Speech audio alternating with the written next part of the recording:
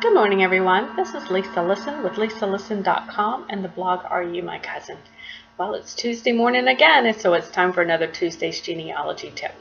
And today I want to talk with you about using your ancestors' old letters, family Bibles, deeds, things that are within the family that would help with your research.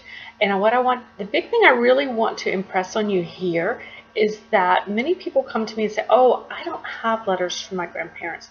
I don't have the deed to the old property. I don't have these records in my immediate family. You may not, but guys, no cousin is going to be too distant for you to ask.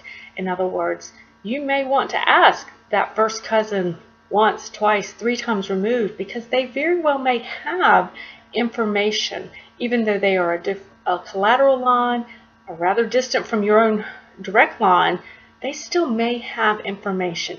And the reason I can tell you this was an interesting experience that I had back a few years ago. I had a few photographs of my Richardson family line out of Pittsylvania County, Virginia. Now, I had a picture of my great-grandmother, and I knew who she was. And I approached a genealogical society there in Pennsylvania County and asked them if they would be willing to let me write a brief article, a brief query that I had to let people know that I had a lot of information about multiple lines, but didn't really know where they fit in. Wasn't sure who a lot of the photographs were.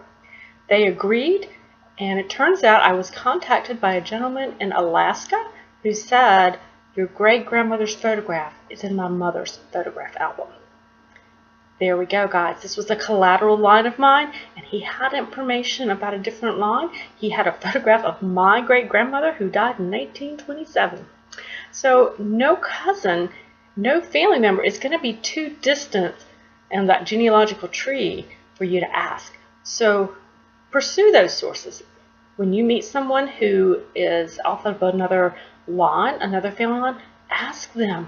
Ask them who is the keeper of all that family history, because they very well may have information that relates directly to your ancestors, such as letters from a particular, maybe your grandparents or your great-grandparents, deeds to old property that were held several generations back, things like that. So go ahead, take that chance and go ahead and ask. Look around.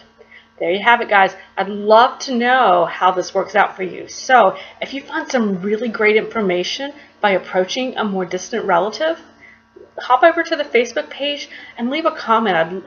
I'll definitely respond, and I would love to hear your successes. Have a great day. Bye-bye.